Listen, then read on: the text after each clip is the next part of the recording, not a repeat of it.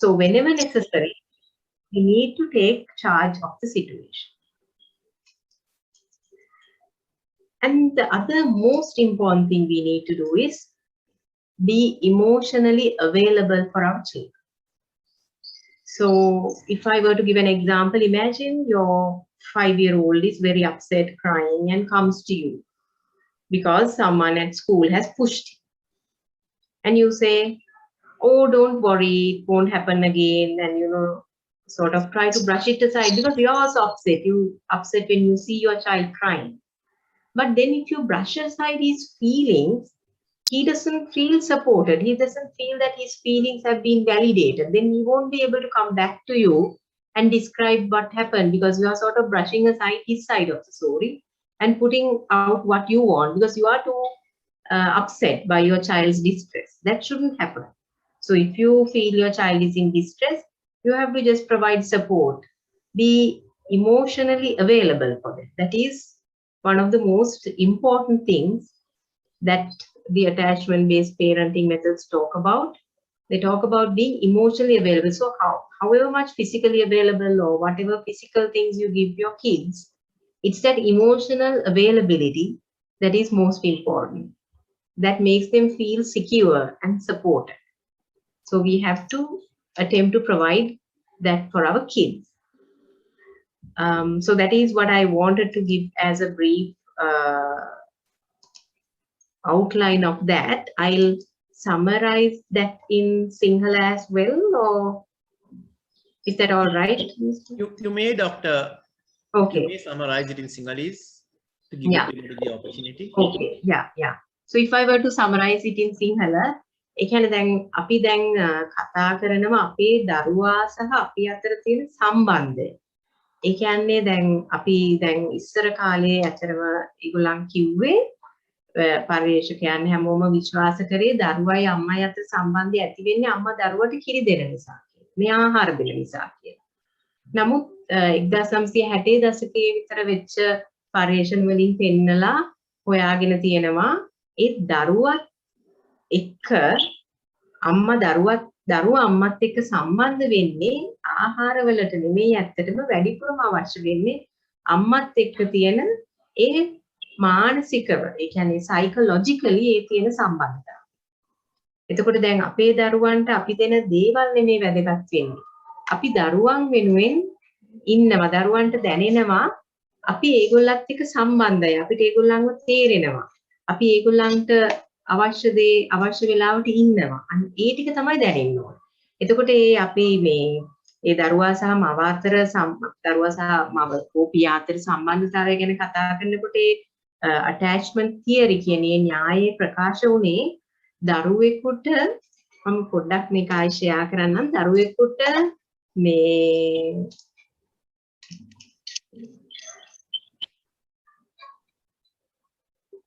දරුවෙකුට අපිත් එක්ක තියෙන සම්බන්ධතාවයේදී වැදගත්ම දේවල් තමයි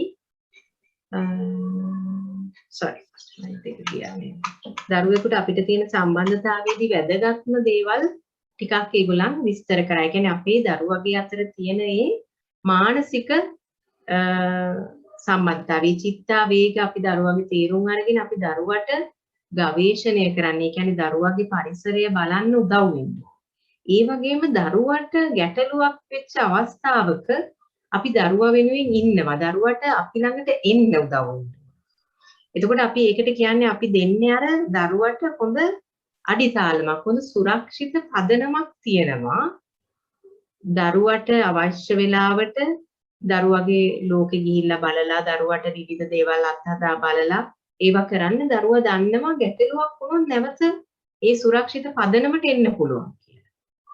එතකොට දැන් අපි සමහර වෙලාවට දෙමාපියෝ දරුවන්ට කිසිම දෙයක් තනියෙන් කරගන්න නොදී ඉන්න පුළුවන්. මොකද දරුවට කරදරයක් වෙයි කියලා බයයි, දරුවා වැටෙයි කියලා බයයි. දැන් කුඩාම දරුවෙක් වුණත් සමහර දෙමාපියෝ පස්සෙන්ම ඉන්නවා වැටිලා ඔලුව වැදී. නමුත් එතකොට දරුවට එන්නේ නැහැ ආත්ම ශක්තියක් මට මේක කරගන්න පුළුවන් කියලා. එතකොට අපි මේ දරුවගේ මේ වෘත්තය බැලුවම ඒක අර උඩ කොටසේ අපි කියන්නේ දරුවට එළියට ගිහින් අනිත් ඒගොල්ලන්ගේ වටපිටාව ගවේෂණය කරන අවස්ථාව අපි දෙන්න ඕනේ. නමුත් එහෙම කියලා අපි අතහැරලා ඉන්නේ නැහැ. අපි යම් සීමාවල් පනවලා දරුවට මේ ආරක්ෂාව දීලා අපි දරුවා කරන දේවල් ගැන සිවිල්ෙන් ඉන්න ඕන. නමුත් අපි දරුවට ඒව තනියෙන් කරන්න ඉඩ දෙන්න ඕන. ඊට පස්සේ දරුවට ගැටලුවක් ඇති වෙච්ච වෙලාවක එයාට තර්ජනාත්මක අවස්ථාවකදී නැවත අපි ළඟට එන්න අවස්ථාවක් දෙන්න ඕන. සමහර වෙලාවට අපිට දරුවෝ ඇවිල්ලා ඇඬුවොත්, දරුවන්ගේ ප්‍රශ්නයක් කිව්වොත් අපිටත් ඒක දරා ගන්න බෑ. අපිටත් ඒ දුක දැනෙනවා. එතකොට සමහර වෙලාවට අපි ඒක මග අරින්න පුළුවන්. නෑ ඔබ ගණන් ගන්න එපා. ඔක මොකටද උච්චර ගණන් ගන්නේ? දැන් ඒ වගේ දේවල් කිව්වම දරුවට දැනෙන්නේ නැහැ. අපි දරුවා කියන දෙයට අහුම්කම් දෙනවා. එතකොට අපිට දැනෙන දුක අපි පාලනය කරගෙන අපේ දරුවා වෙනුවෙන් ඒ දරුවට දැනෙන ඒ දුක, ඒ දරුවට දැනෙන ඒ අපහසු චිත්තාවේග අපි අහගෙන ඉඳලා අපි දරුවට උදව් කරන්න ඕන ඒක මැනේජ් කරගන්න. ඒ කියන්නේ ඒක දරුවා කොහොමද ඒක පාලනය කරගන්නේ කියන්නේ.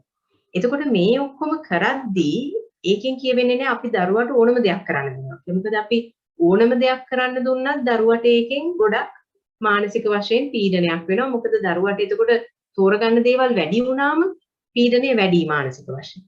ඒක නිසා අපි දරුවට යම් යම් නීති කරන්න පුළුවන් දේවල්, කරන්න බැරි දේවල්, ඒ කරන්න පුළුවන් දේවල් වලත් මොන සීමාවන් වලටද පුළුවන්.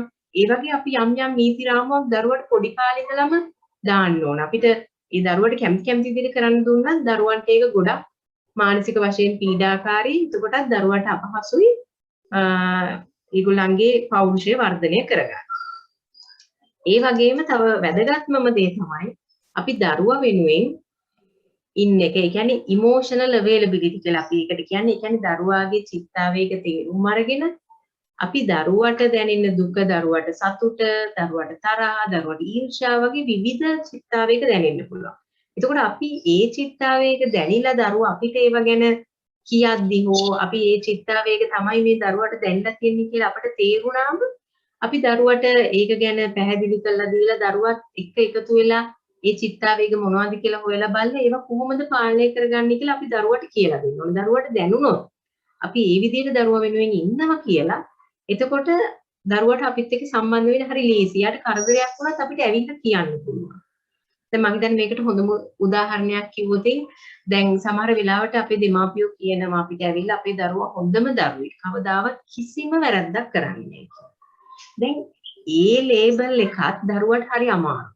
දරුවෙකුට කිව්වොත් ඔයා හොඳම ළමයෙක්, ඔයා කිසිම වැරද්දක් කරන්නේ නැහැ කියලා එයාට වැරද්දක් එයාගේ අතින් අත්හැරදීමකින් හරි වුණොත් අපිට ඇවිල්ලා කියන්න විදියක් නැහැ.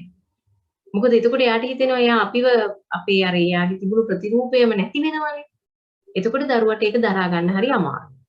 ඉතින් ඒක නිසා අපි අර හැමතිස්සෙම දරුවව තේරුම් අරගෙන, දරුවගේ චිත්තාවේග තේරුම් අරගෙන දරුවා වෙනුවෙන් ඉන්න එක තමයි වැදගත්ම දේ. ඒ කියන්නේ දරුවට අපි කොච්චර භෞතික දේවල් අරන් දුන්නත් ඒ මොනවා වුණත් වැඩක් නැහැ. අපි දරුවා වෙනුවෙන් ඒ දරුවගේ චිත්තාවේග තේරුම් අරගෙන ඒ ඉමෝෂනලි අපි දරුවා වෙනුවෙන් හිටියේ නැත්තම්. ඒක තමයි සාරාංශයක් වශයෙන් මට කියන්න තියෙන්නේ.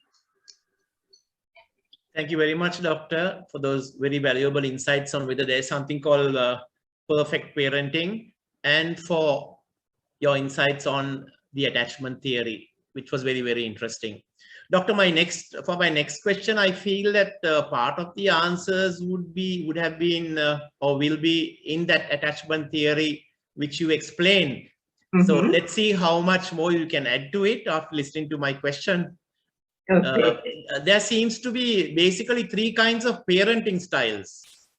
One is the permissive, where the parent tries to be overindulgent of the child with no boundaries. Then there is the authoritarian, where the parent tries to be controlling of the child with rules. And the authoritative, where the parent tries to direct or guide the child rationally. The ideal may be authoritative, Doctor, because the relationship is reciprocal and responsive. Would you care to comment on these parenting styles, please? Yeah, so we speak about these three broad parenting styles. And of course, there's also the disorganized style we sometimes talk about where, you know, there's no consistency. Sometimes they may be very permissive, sometimes very authoritative. So the child is totally like confused in that scenario. So that's, I think, another extreme. So like I mentioned in the attachment based parenting, you know, the model, being permissive is also not a good thing, because then the child knows no boundaries, and child doesn't learn that there are, like, you know, that there can be disappointments in life. The child believes that he or she is entitled to everything because he has been given everything. And then the child might feel very, there might be this feeling of entitlement, so that they just don't get it when they go to school, or as even as adults, when they get into adult relationships, when they go to jobs as adults, there can be difficulties because they cannot tolerate any frustration. So that's one of the biggest drawbacks of permissive parenting, because the child just can't tolerate frustration. And the other problem, like I mentioned, is because they have been given these limitless possibilities and choices, then these children are stressed out because of that. Then we have the authoritarian parent who tries to control the child, who is very punitive, who's very strict. So then the child's self-esteem goes down. They don't feel they can voice their thoughts, and their creativity is crushed. So that is also an extreme that's not helpful. So authoritative parenting is where we try to get a balance of both these sides. So we are still setting certain limits, but we discuss. There's an open dialogue with the kids. We explain why we are doing these, and we negotiate with the children, and we also give certain choices to the children as appropriate to the age and the context. So what we attempt to achieve is this authoritative style, where we get a balance between the extremes of, you know, giving into everything and being extremely strict and punitive. So here we have a more of a dialogue, and we negotiate, and the child is given certain choices. The parents are also setting certain limits. එක මම පොඩ්ඩක් සිංහලෙන් සාරාංශගත කරොත් අපි කතා කරේ විවිධ රටා තියෙනවා දෙමාපියකරණයේ.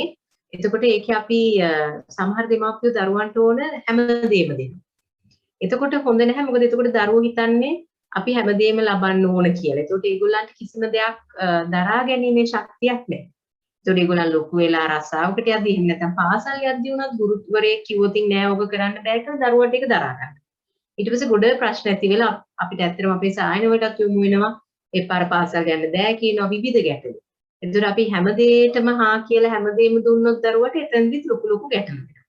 ඊට පස්සේ අපි අනිත් පැත්තට ගියොත්, ඒ කියන්නේ අපි කිසිම දෙයක් දරුවට දෙන්නේ නැහැ, තීරණ ගන්න ඔක්කොම තීරණ අපි ගන්නෙ. දරුවා පොඩි වැරද්දක් කරත් දරුවට හොඳටම වනිනවා, ගහනවා. එතකොට දරුවගේ ආත්මාභිමානයට, ආත්ම ගෞරවයට, දරුවට තනියෙන් Tamanට අවශ්‍ය දෙයක් කියන්නවත් ශක්තියක් අපි නැති කරනවා. එතකොට ඒ පැත්තත් හොඳ නැහැ දරුවගේ වර්ධනයට. ඒතකොට දරුවෙකුගේ ප්‍රශස්ත වර්ධනයට නම් අපි අර ඒ දෙකේ අතරමැද තත්වයක තමයි ඉන්න ඕනේ. ඒ කියන්නේ අපි දරුවට යම් නීති රාමුවක් දානවා. නමුත් ඒවා ඒ දරුවගේ වයසට සහ ඒ සමාජ රටාවට ඔක්කොටම සාධාරණ විදියට ඇති වෙච්ච නීති රාමුවක්, අපේ සංස්කෘතියට ඒ ඔක්කොටම ගැලපෙන. ඒ වගේම අපි දරුවට පොඩි දේවල් වලදී තීරණ ගැනීමටත් ඉඩ දෙනවා. නමුත් ඒකෙන් කියවෙන්නේ අපි දරුවට ඔක්කොම තීරණ ගන්න වෙනවා කියලා. නමුත් සමහර දේවල් වලදී වයස අනුව දරුවගේ ජීවිතයේ පොඩි තීරණ අපිට දරුවට ගන්න දෙන්න පුළුවන්. එතනදී තමයි අපි අර දෙක අතර අර සමතුලනයකට වගේ ඇවිත් අපි බලන්නේ අර දරුවගේ ප්‍රශස්ත වර්ධනයට උදව් කරන්න ඒ විදිහට දෙමාපියකරණයට ලක් කරන්න. Thank you very much, Doctor, for that very clear explanation of those three kinds of parenting. Thank you so much. So then one of the newest trends in raising children seems to be something called snowplow parenting, or micromanaging a child's life so that they never encounter failure. So instead of preparing the child for the road, some parents prepare the road for the child. The child can obtain a reward without experiencing struggle or failure, therefore. So one of the most demanding or damaging aspects of snowplow parenting is that it continues well into adulthood, which I think a lot of us have seen. Doctor, can you comment on this type of parenting? Yeah, so I think nowadays we are seeing this a lot, where the parents want, like I mentioned, because they want to be these perfect parents, they want their child to achieve in everything. So they make sure that there are no sort of struggles along the way. They make sure that they sacrifice a lot in order to make sure that their child has the best of everything. So that's also something that is not very sustainable, because once the parents are no more, then the child is sort of left high and dry without, knowing what to do, basically, because they have always been, they are used to getting their own way in everything and used to getting everything so easily, that when they come across a struggle, it's a task that they do not have the necessary skills to handle. They don't have the skills necessary to negotiate, problem solve, or even, even in relationships, they don't have the necessary skills to work with another person, because what has happened throughout their lives is they have been given everything and supported with almost, everything there is to be given. And then these children, unfortunately, struggle a lot because they don't have the skills. Because like our lives are not going to, be a bed of roses as such. We are all going to have difficulties. And if we do not prepare our children, if we do not develop what we call resilience in our kids, if we do everything for them and make sure that nothing is there, blocking their path, then that's going to again set up our kids for failure. I thought I'll just share quickly this slide, this saying from which has actually come from Circle of Security Parenting. So what they say is, attempts to overprotect our children, doing our best to keep all difficulties and struggle at bay, rob them of the capacity building necessary for resilience, a skill set that can be learned only within the context of shared problem solving and understanding support in the face of less than ideal circumstances. Because believe me, all our kids are going to face less than ideal circumstances. I think even the COVID pandemic is a very good example of, difficult circumstances that we are all facing. So it's not like our kids are going to be spared. So if we don't prepare them for the difficult times, then they are going to be in a lot of trouble when it comes around. මම සිංහලෙන් සාරාංශගත කරොත් කෙටියෙන් මේ කියපු ටික, ඒ කියන්නේ දැන් සමහර වෙලාවට අපි දරුවන්ට හැමදේම දෙනවා. දැන් මට ඇත්තටම අපේ සායනවල තියෙන දෙමාපියොත් ඇවිල්ලා කියනවා අපි දරුවට හැමදේම දුන්නා. ඇයි මෙහෙම වුනේ කියලා. ඒ කියන්නේ දරුවන්ට විවිධ ගැටලු ආවා. ඉතින් ඇත්තට මේක වෙන්නේ ඉතින් හැමදේම දීපු නිසා තමයි. ඉතින් මට ඒ වෙලාවට දෙමාපියන්ට එහෙම කියන්න බෑ. මොකද ඒගොල්ලෝ බොහොම දුකෙන් ඇවිල්ලා මේක මට කියන්නේ. ඉතින් මට ඒක කියන්න බෑනේ. ඕගොල්ලෝ හැමදේම දීපු නිසා තමයි මේ ගැටලුව කියලා. ඉතින් එතකොට අපි ඇත්තටම කතා කරනවා හැමදේම දෙන එක නෙමෙයි වැදගත්, දරුවට ප්‍රශ්නයක් විසඳ ගන්න හැකියාව ලබා දෙන එක. දරුවට ප්‍රශ්නයක් ආවම පැනලා ඒකට උත්තර දෙන්න යන්න එපා. දරුවගෙන් අහන්න කොහොමද මේක විසඳ ගන්න පුළුවන්. එතකොට දරුවටම මේ හැකියාවන් ලබා දෙන්න ඕන ප්‍රශ්න විසඳ ගන්න. එයාට ගිහිල්ලා අනිත් අයත් එක්ක කතා කරලා විවිධ තීරණ වලට එන්න, අනිත් අයත් එක්ක පොඩ්ඩක් නෙගෝෂিয়েට් කරන්න, ඒ කියන්නේ කතා බහ කරලා විසඳුම් වලට එන්න. ඒ වගේ හැකියාවන් දරුවට ලැබුණේ නැත්නම් දරුවා ලොකු වුණාම ඒවා එකපාරට එන්නේ නැහැ. අනිත් එක ලොකු වුණාම ඒවා අත්‍යවශ්‍ය වෙනවා. රැකියාවේදී වේවා, ඊට පස්සේ ඒගොල්ලන්ගේ සමහර විට විවාහයක් කරගන්නපු දවසක එතකොට විවිධ පුද්ගලයන් එක්ක ගැටෙන්න වෙද්දී ඒගොල්ලන්ට ඒ හැකියාවන් ටික අවශ්‍ය වෙනවා ඒගොල්ලන්ගේ ජීවිත සාර්ථක කරගන්න. ඒක නිසා අර දරුවට ගැටලු වලට මුහුණ දෙන්න, ඒ ශක්තිය වර්ධනය කරන්න අපි උදව් වෙන්නම ඕන දෙමාපියන් වශයෙන්. Thank you, Doctor, for alerting us to the dangers of micromanaging a child's life and how we can navigate around it. Doctor, children also complain that parents don't understand them, and some find it extremely difficult to discuss their problems with the parents. How can we change this situation, Doctor? Yeah, so we see a lot of kids, especially in adolescents, like when they're around 12, 13, they come and say that the parents just don't understand. So I think, again, that goes back to developing a good emotional bond with your children when they are much younger, rather than waiting until they are grown up. So from the very early stages of your relationship with your child, you need to be emotionally available for them. So I think that is the most important thing that we need to do as parents, because unless we have made that secure bond with our children in the younger ages, then it becomes extremely challenging when they are much older to develop this relationship, because we can't suddenly force them to do it. And another thing is, as kids grow older, we also need to realize that there are certain needs for them to sort of be a bit more independent than before and have more relationships with their friends. So, and then with the changing socio-cultural environment also, there are certain changes that we have to anticipate. But that doesn't mean we let our children do whatever they want. But we have to also make allowances for those things. Sometimes parents, there are certain parents who feel that the kids should grow up as they did, but then the socio-cultural environment is vastly different. So we have to be mindful of those things also. But at the same time, we can set our limits. We can say that these things are expectations from the kids in this household, but we have to discuss them, and we have to be emotionally available and listen to our kids' emotional needs. එතන මම ඒක සිංහලෙන් සාරාංශගත කරොත් දැන් අපේ දරුවෝ අපිට ඇවිල්ලා කියනවා, විශේෂයෙන් නවයෝම් මේ ඉන්න දරුවෝ අවුරුදු 12 13 විතරට වඩා ලොකු දරුවෝ අපිට ඇවිල්ලා කියනවා දෙමාපියන්ට මම කියන දේ තේරෙන්නේ නැහැ, මාව තේරුම් ගන්නේ නැහැ එහෙම කියලා. මොකද දැන් ගොඩක් වෙලාවට ඒක වෙන්නේ අපි අපේ දරුවන්ට අපි සමහර දෙමාපියන්ට දැන් දරුවෝ 13 14 උනත් සලකන්නේ 7 8ක වගේ. ඉතින් එතකොට දරුවන්ට අර අවශ්‍ය දේවල් කරන්නේ නිසි වයසට අවශ්‍ය දේවල් කරන්න දරුවන්ට අවස්ථාව නැහැ.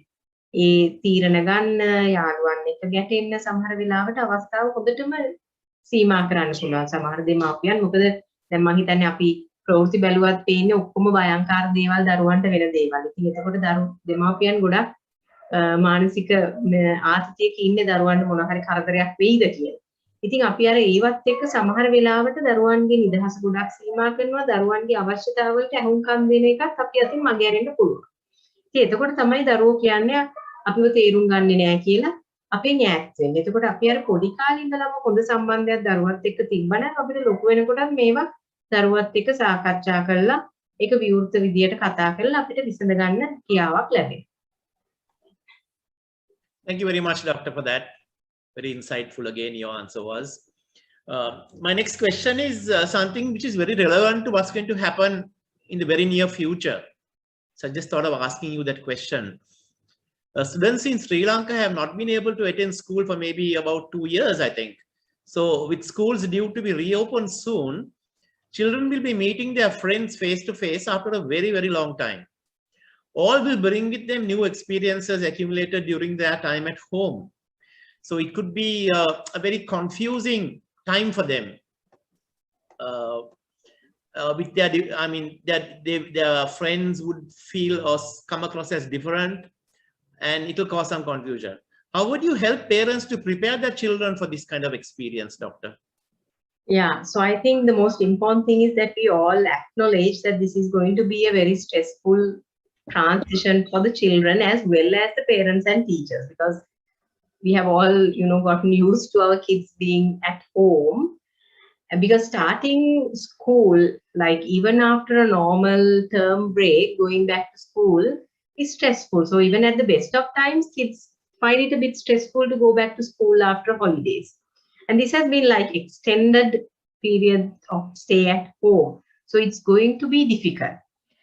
So I think the most important thing is that we have we let our children know that we are available to discuss these problems.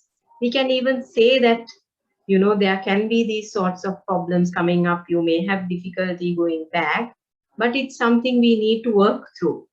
And then we can discuss with our children about what we can possibly do. Like, for example, if they feel overwhelmed because they have missed out on a lot of schoolwork, because some kids have not really taken on well with the online learning systems. So if they have lost a lot of, schoolwork, then getting some additional support from teachers so that they can catch up, and giving that confidence to the child that it's possible. And then if they feel very estranged from their friends, if they feel that, they have not met their friends for a long time, so they may not be friends any longer, then maybe you can talk to another parent, because most parents are having this problem. So you can talk to another, parent of a classmate and maybe organize a play date or something so that the kids have some time to interact with each other before suddenly going back to school. And then we also need to be mindful that we model,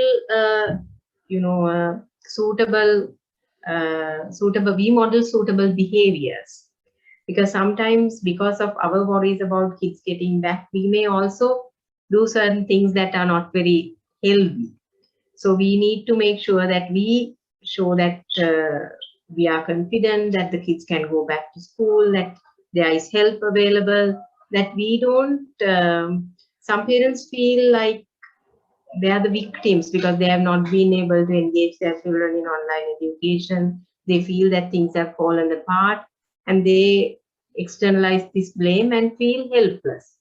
But if we model that feeling to our kids, then they also feel helpless and they also don't feel that things will go well at school. So that's again an area where we need to model healthy behaviors.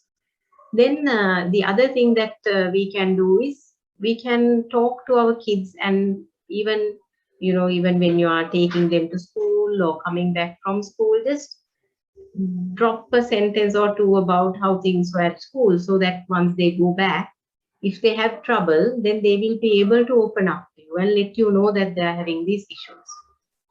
And another strategy, I guess, that we can use is have a good dialogue with the teacher.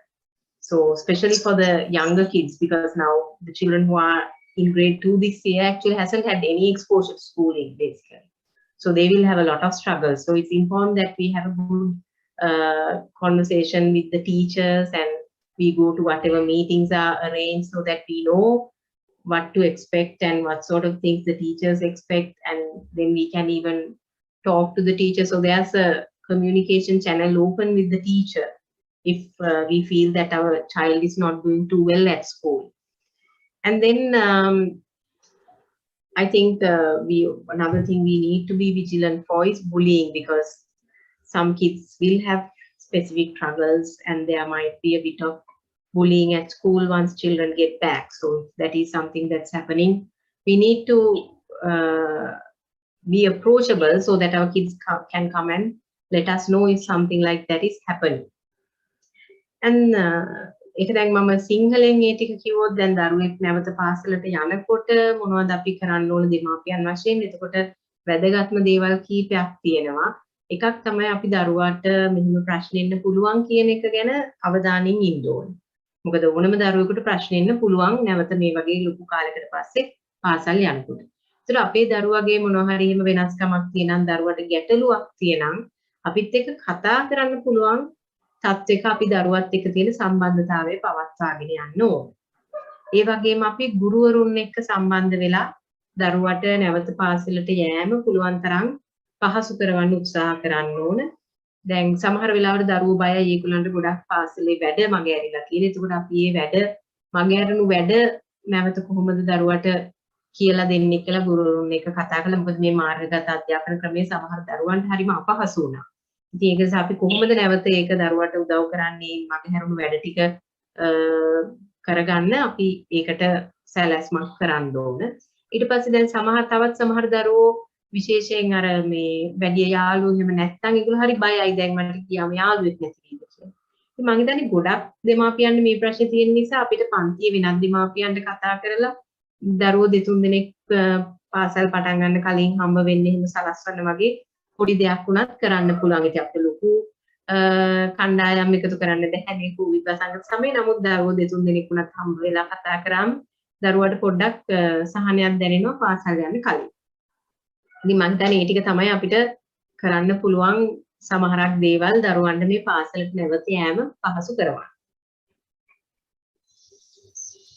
Thank you very much, Doctor. I just would like to also dip into the questions that have been asked by the audience. One person asked, does epilepsy or seizures come during very early childhood or teenage years due to stress or severe emotional distress? Is it possible, and if so, how should it be taken care of? Yeah, so there are so many varieties of epilepsy, syndromes and seizures, and I'm not the best person, like the most qualified person to discuss about this because I'm not a neurologist. Okay, we Of understand. course, with emotional distress, seizures can be precipitated. So there are, like I said, different types of epilepsy syndrome. So some of which do start in early childhood, but then there are certain ones that start in later teenage years also. And when children are severely stressed out and under a lot of emotional distress, it can precipitate seizures. However, there is also an entity called non-epileptic attack disorder. That is where children who may or may not have an epilepsy syndrome develop seizure-like attacks due to emotional distress. So those are actually not what we call true seizures as such, but they are still, very distressing events which mimic seizures. So it's not like malingering. It's not that the children are doing this intentionally to, like falsifying things. It's because of their psychological distress is transferred into this form of physical presentation. Okay, doctor, thanks. There's another question. What if the child is adopted by new parents and that child lacks with symbiotic relationship? Child might get stubborn. How could the parent handle the child without corporal punishment? Yeah, so when a child is adopted, usually the attachment relationship is formed within the second 6 months of life, that is 6 to 12 months. So when a child is adopted later than that time, there can be issues in the attachment relationship, but that doesn't mean that it's impossible to get a good relationship. It's still possible. There's still room for growth, room for improvement, room for formation of this attachment. So if such a child is behaving in a stubborn manner, we have to find out why. Because in children, every behavior is a communication. So if they are behaving badly, they are trying to communicate something. So we need to find out what they are trying to communicate. It may be some distress, or they may fear that, especially say they have been in multiple children's homes, or there have been multiple changes in carers prior to the adoption. Then they would have felt rejected multiple times.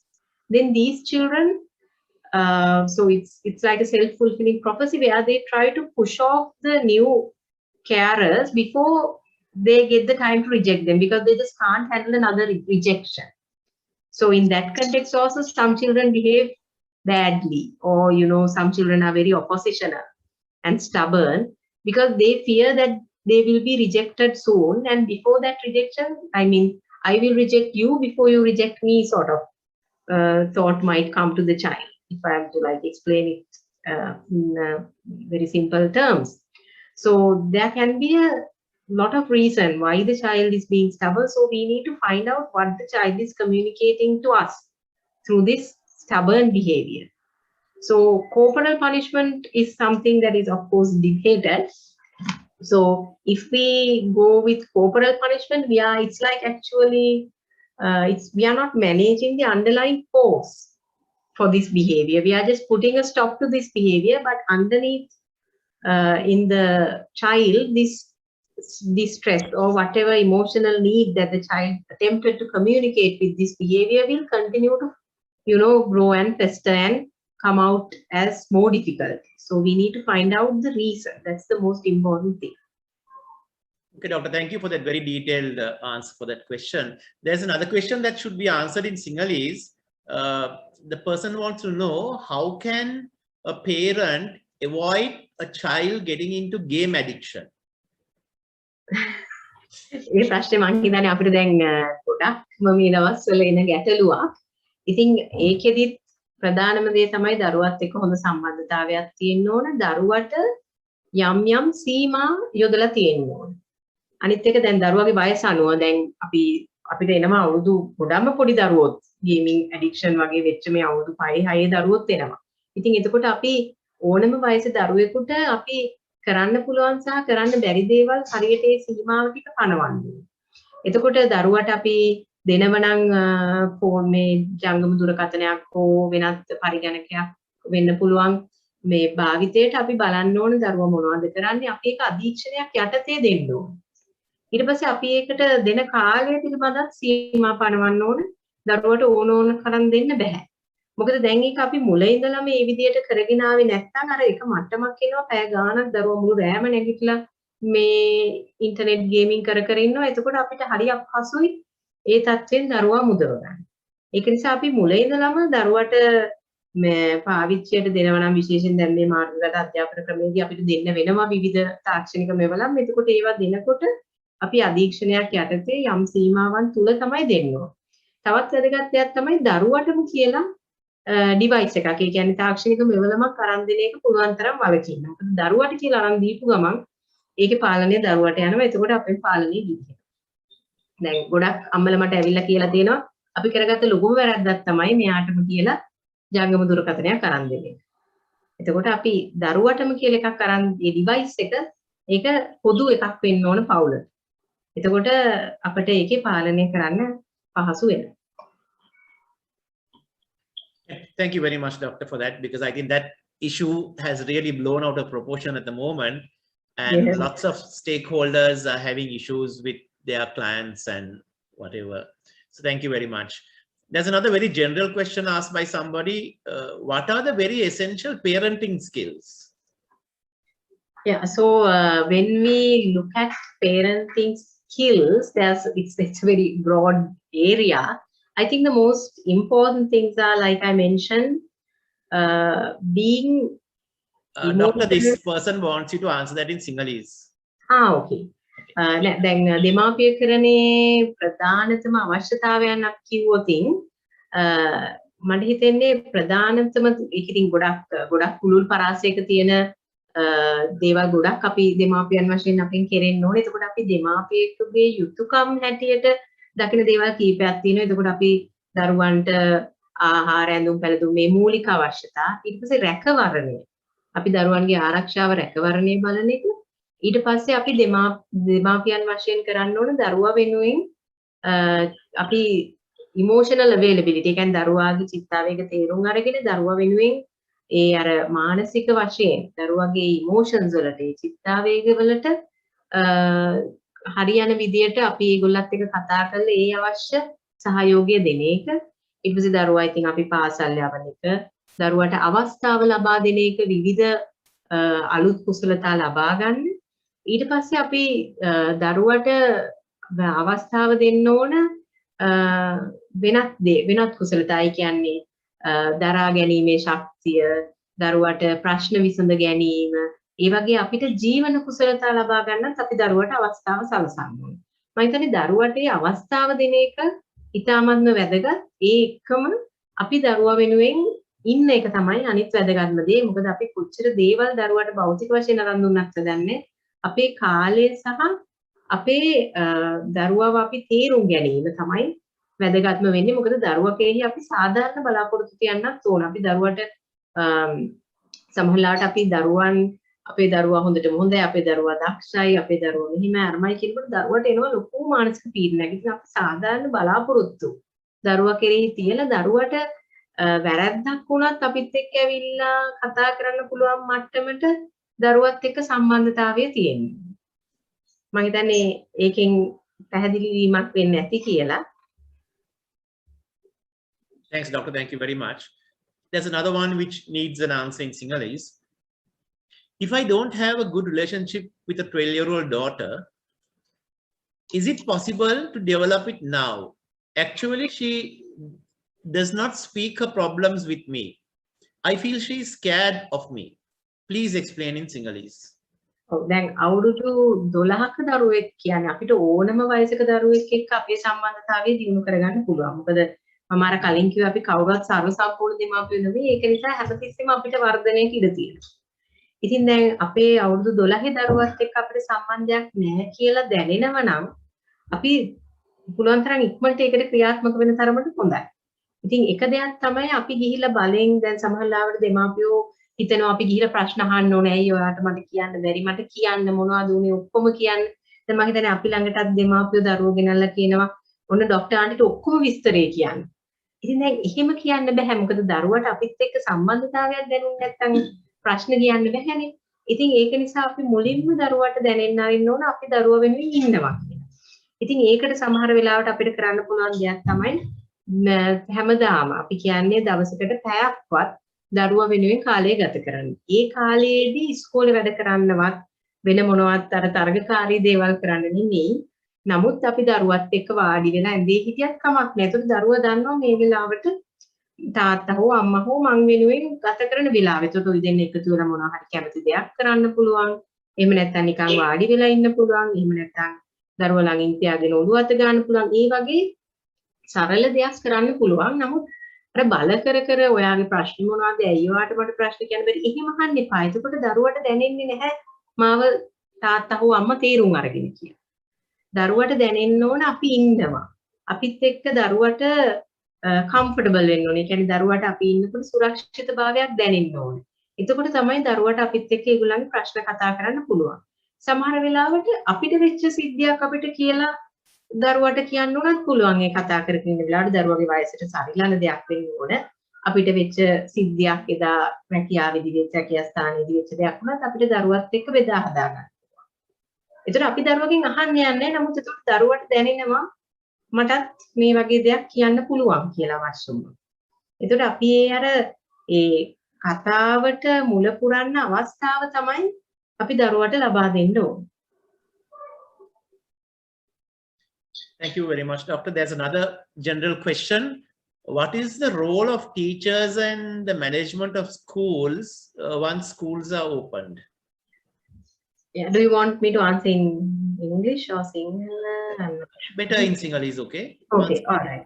Oh, then අපි දැන් ඇත්තටම පාසල් විවෘත කරාට පස්සේ එතනදිත් ගොඩක් ප්‍රශ්න එන්න පුළුවන්. ඉතින් එක දෙයක් තමයි දැන් දරුවන්ට අර මම කලින් කිව්වා වගේ මේක ආයිම පාසලට එන එක ගොඩක් ඒගොල්ලන්ගේ හිතට පීඩනයක් ආතතියක් ගෙන දෙන දෙයක් වෙන්න පුළුවන්. ඉතින් එතකොට අපි දරුවෝ පාසලට ආවම ඒගොල්ලන්ට ටිකක් කාලය දෙන එක වැදගත් වෙනවා. මම දන්නවා දැන් අපිට අපේ විෂය නිර්දේශය කරලා ඉවර කරන්න ඒ වගේ පීඩනයන් එනවා ගුරුවරුන්ට. නමුත් දරුවන්ට ටිකක් කාලය දෙන්න වෙනවා නැවත පාසලට හුරු වෙලා මේ අලුත් විදියට. ඒ කියන්නේ දැන් දරුවෝ මුඛ ආවරණ පළඳගෙන අත් සෝදමින් ඈත් වෙලා ඉන්න දැන් ටික වෙනස් විදියෙන් න්යාය ඉස්කෝලේ එන්න වෙන්නේ.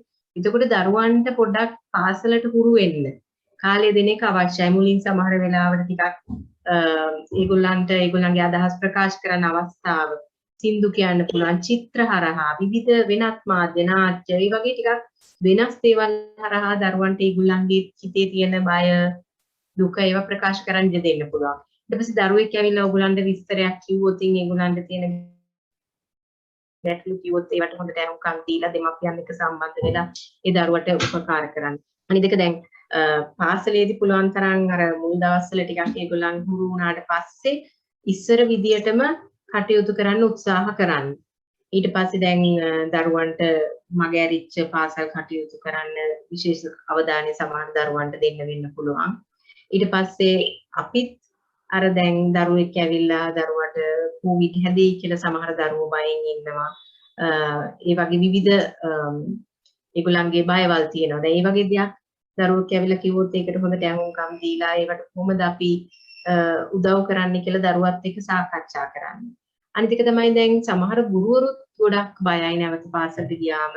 මොකද කොවිඩ් වසංගතය කෙනෙක් ඉතින් අපි හැමෝගෙම හිතේ බය ඇති කරන දෙයක්. නමුත් අපිත් පරිස්සම් වෙලා අපි දරුවන්ව අනවශ්‍ය ලෙස බය කරන්නේ නැතුව කොහොමද හැසිරෙන්නේ කියන එක පොඩ්ඩක් අනිත් ගුරුවරුන් එක්කත් කතා වෙලා කලින් සැලසුම් කරගත්තොත් ඒක පහසුයි. ඒකට හැමෝම දන්නවා මොකද්ද දැන් පාසලට ඉදි වෙන්න ඕන. අත සෝදනවා, මුඛ ආවරණ පළඳිනවා. ඒ වගේ අර ඒ තියෙන පාසලට නැවත පැමිණෙන්න පාසල එකපාරට පටන් ගන්නේ නැතුව හොඳ සැලැස්මක් එක්ක පටන් ගන්න එක තමයි වැදගත්. නැත්නම් සමහරවිට ගුරුවරු දන්නේ නැහැ මොකද්ද කරන්න ඕනේ කියලා, දෙමාපියන් දන්නේත් නැහැ.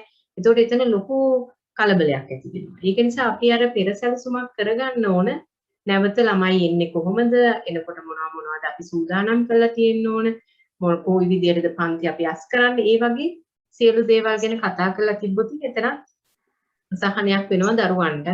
සහ දෙමාපියන්ට වගේම ගුරුවරුන්ට. මොකද ඒතර ගුරුවරුන් දන්නවා මොකද්ද මගෙන් බලාපොරොත්තු වෙන්නේ. ඉතින් මම හිතන්නේ මේ වගේ දේවල් ගැන අපි ටිකක් සැලකිලිමත් වෙන්න ඕන පාසල් කළමනාකරන මණ්ඩල සහ ගුරුවරුන් වශයෙන්.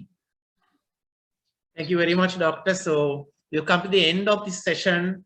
Need to thank you so very much for being with us today and being so relaxed in the manner in which you spoke to us and engaged with everybody. I'm sure all your patients must be thrilled with you. Quite sure about it, because not all of them are I was just imagining myself as a parent or a child coming to you and getting such a nice response from you, such a relaxed way.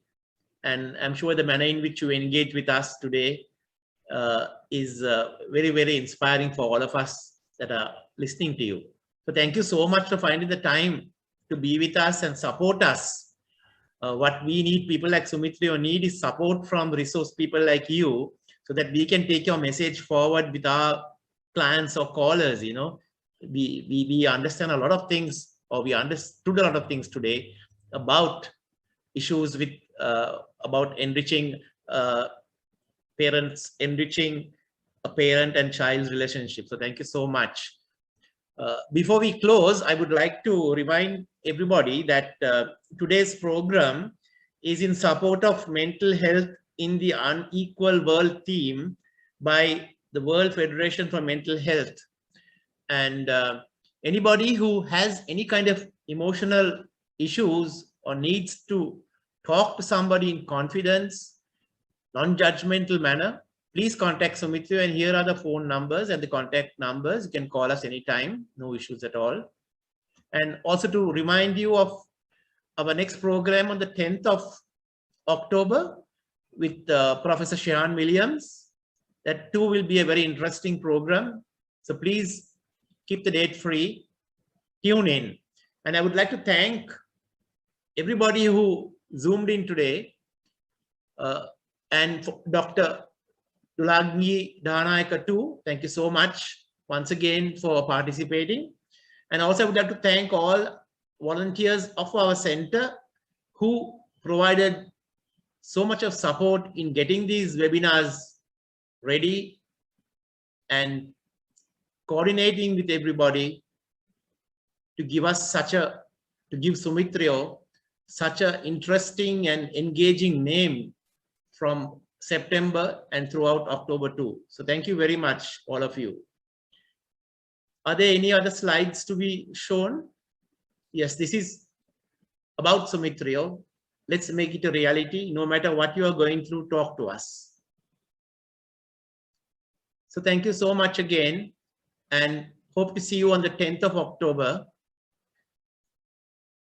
for our next session. And there'll be 2 more others after that.